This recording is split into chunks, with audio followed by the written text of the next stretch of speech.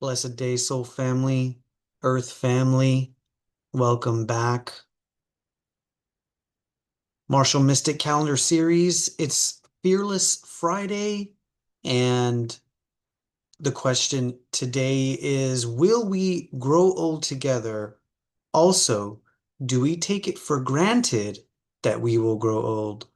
We try to organize our lives, structure our lives so that we go to school, get a good career, save money, retire, and live happily ever after. However, um, how do we know that our country will not become a war-torn country? And how do other cultures live? How do other people live? How do other people plan their lives, their existence? How do they respond to life, living circumstances, and the moment?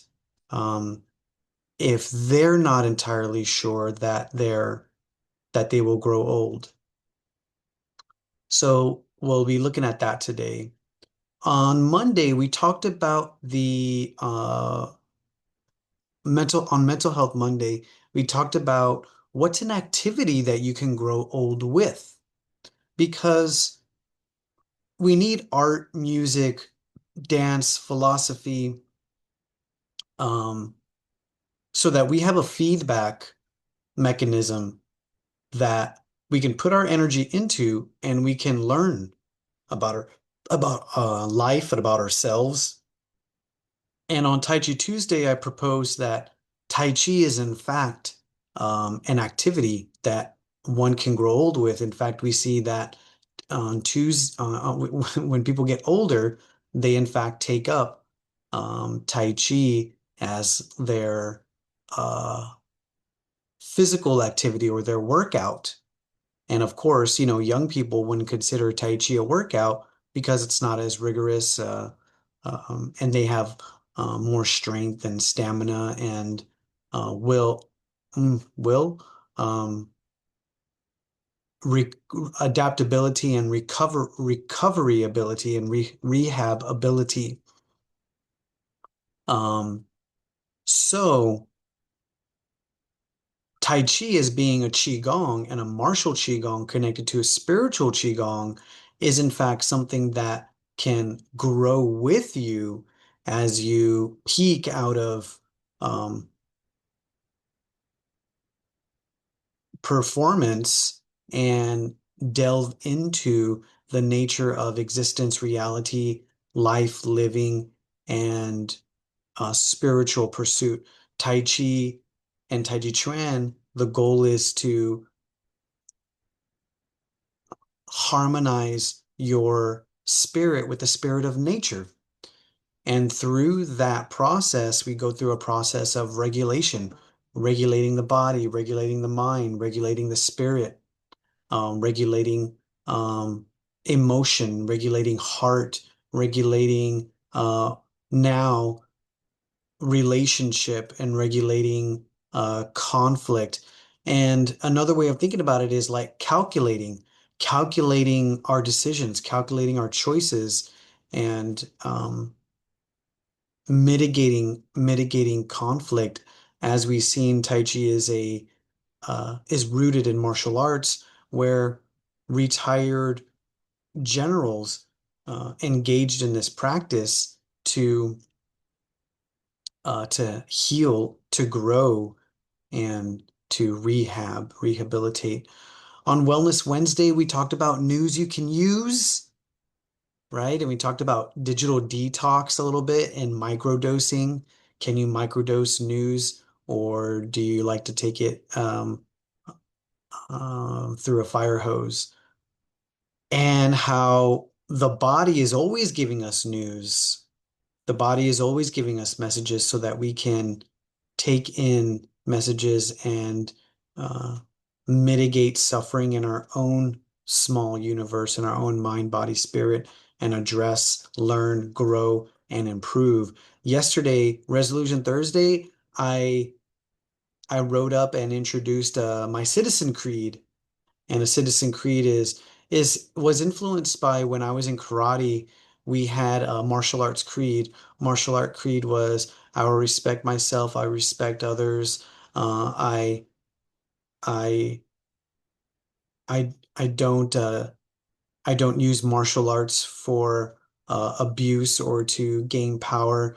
I protect it, guard it, hide it, and and honor those principles as I learn karate. And so, with the state of the world and just seeing how we have peace, we have war, and peace have war, it's actually, ceasefire, and um, the topic of peace is on our minds, and we are not sure if we will be able to grow old together. It We have not seen conflict on U.S. soil, bloodshed and war since the Civil War. And in a way where it's good that we are separated from violence and continuous war. On the other hand, we may take it for granted that the conditions can become such that violence erupts and we're not ready for it. So peace is a hard word for me, and I have to talk a little bit more about my ideas about peace and how we bring about peace and create conditions for peace.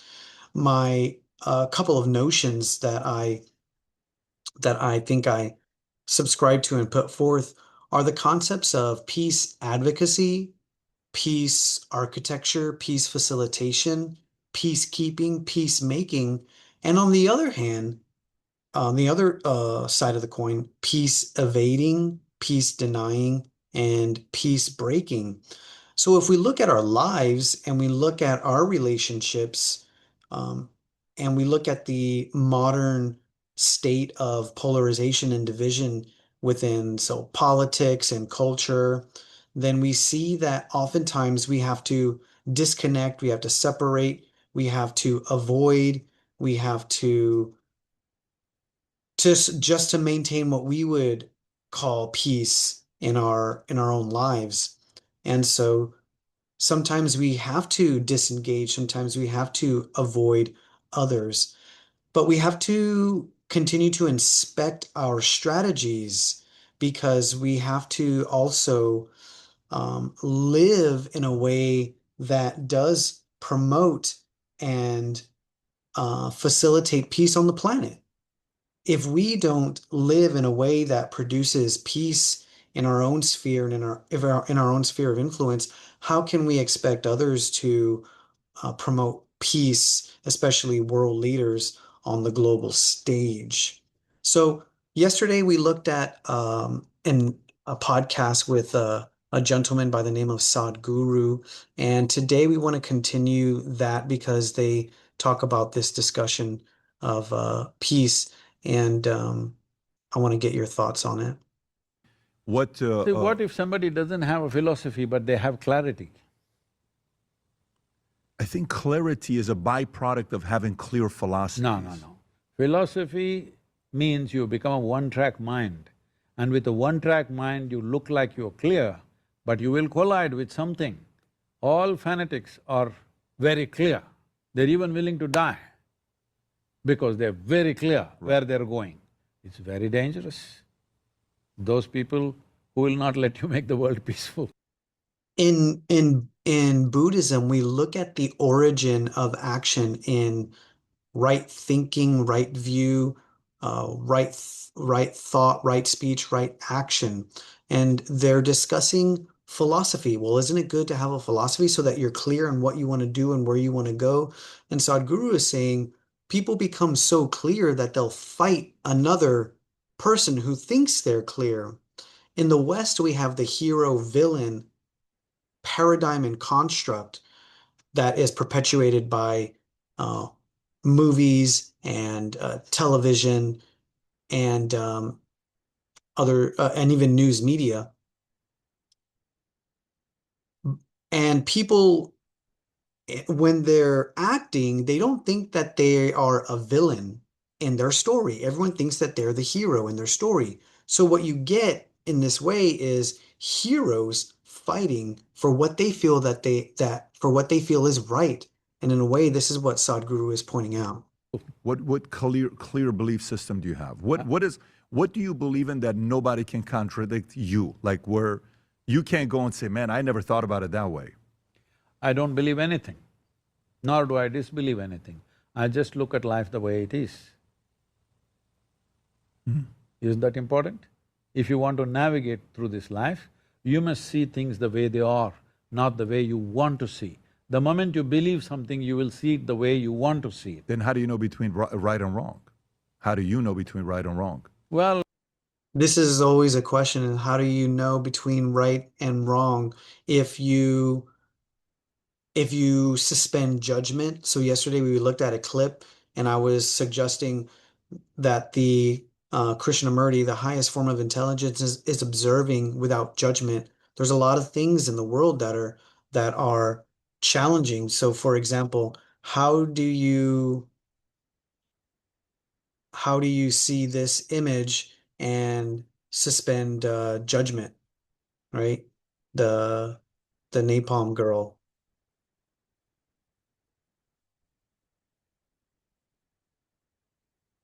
How do you see the image and suspend judgment? You see kids walking through a street and you see soldiers behind them. You see a cloud of dark black dust. It seems as they're looking behind, um, that's what they're running from. Take for a second trying to imagine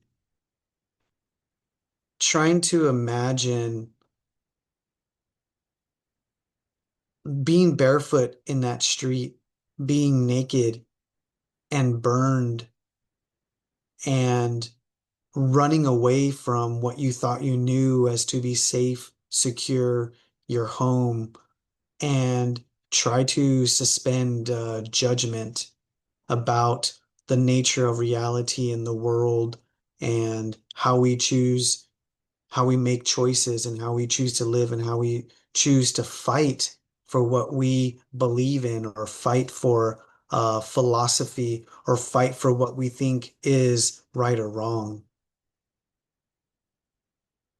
if it works for this life and every life around you, that's the right thing to do. If it doesn't work for life around you, it's not the thing to do. It's not about right and wrong. What is appropriate to the life around you right now? That's what you do. What is appropriate for the life around you right now? That's what you do. So you're saying what may be right today could have been wrong 100 years ago? Oh yes, of course. Tell me more. See, right now in Tamil Nadu, where I come from now, a great hero 1,000 years ago meant Ayra Ane Konnavan. This means one who has slain 1,000 elephants. He's a heroic man. Because at that time, that guy did it with a spear or a sword, and there were elephants and elephants everywhere. So if you kill 1,000 elephants, you were honored as a great hero. Today, if you touch one, you'll be in prison. Things have changed. Situation has changed. Elephants have not changed. Elephants are the same elephants, its life is valuable to itself. But situation has changed, what we think is right and wrong has changed, isn't it? So I want to review our calendar image for April because uh I haven't spoken to it, but we need to. The poetry in for April. Remember, I do a calendar, Taiji calendar series. You can get this image and the other images by ordering a calendar.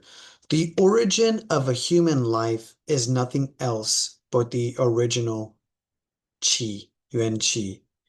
If you know where the original Qi resides, then you're not too far from the great Tao. Lao Tzu said, millions of objects are all embracing singularity, Bao Yi, and they live. There's no object which does not conceal the yin and embrace the yang, containing both yin and both yang. That's from the Song of Embracing Singularity. So going back to what we're talking about today, original chi, and this comes from embryonic breathing, where meditating to the state where there was no construct, there was no brainwashing, there was no learned behavior, there was no learned language. At one point, we were in the womb and we were breathing, we were eating, we were drinking, all in the womb state. So, what were we thinking as little forming humans, right? So, one of the aspects of meditation in this way, embryonic breathing, is to meditate to the state and to the point where you had no construct, no paradigm, no belief, no philosophy. If we have no belief or no philosophy, we have no reason to fight, to kill, no reason of right and wrong, no win or lose, no hate or love. We're just living in that womb state. So that is the concept of a concept of embryonic breathing, Qigong meditation that we practice and do. How does that connect to peace? What is the nature of peace in that state? If we adopt and apply and regenerate that state from within an emotional state or in balance of an emotional state, can we bring rehabilitation? Can we bring down regulation, relaxation? Can we pull ourselves off the cliff? Can we put the gun down? Can we put the weapon down? Can we stop shouting? Can we stop thoughts of ill will? That's the question. Because the question is how do we bring about peace in the world? That is a everyone's own, individual journey, and they talk about that more on that Sadhguru podcast. How do we bring about peace? Well, and what about religion?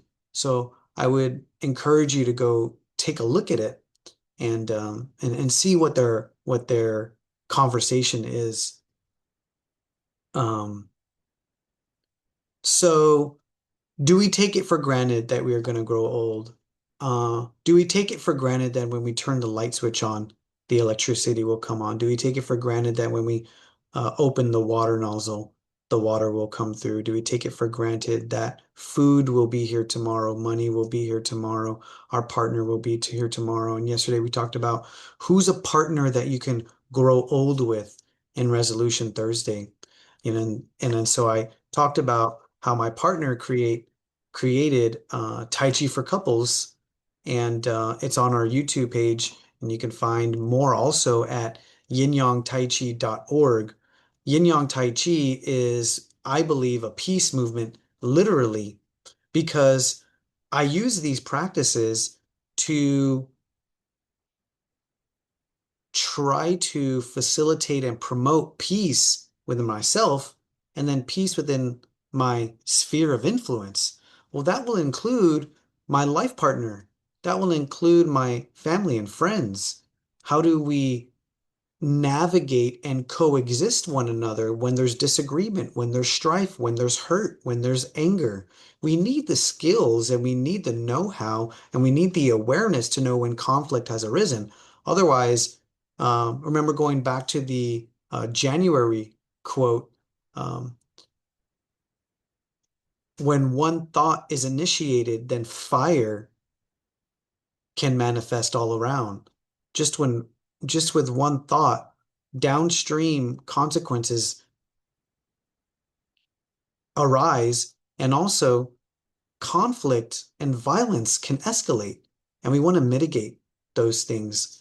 So we also, this is why we came up with Tai Chi for couples.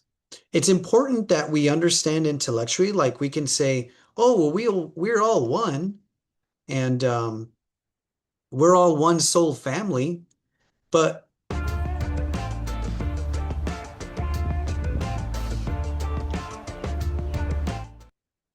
But it's not enough for us to have it in our minds intellectually if we don't embody it, if we don't feel it, sense it, learn it, practice it.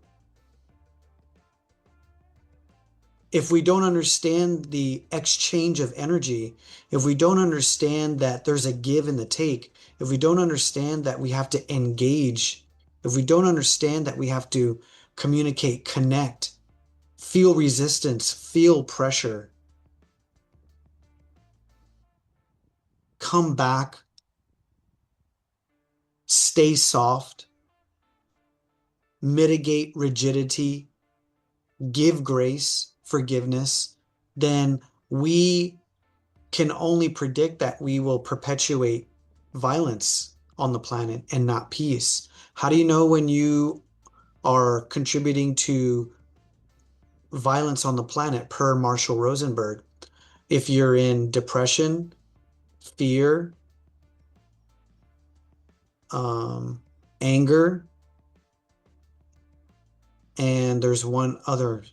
How can we know that we are contributing to the peace on the planet when we're contributing to the life and the well-being of ourselves and someone else willingly, not through coercion, not through um, force, not through uh, fear of punishment. So that's kind of a little bit what I have to say about peace. And the question today was, how do we know if we grow together? Um, it's an intentional, conscious process, like partnership with a lifelong partner, intentional and conscious, so that when the monkey mind, the emotional mind, gets disturbed, we can downregulate, we mitigate escalation, and we practice peace, we practice harmony, connection, and communication. So let me know what you think. That's Fearless Friday for today. Hope you all have a great weekend. And until next time, may your chi flow smoothly and remember to embrace the woo.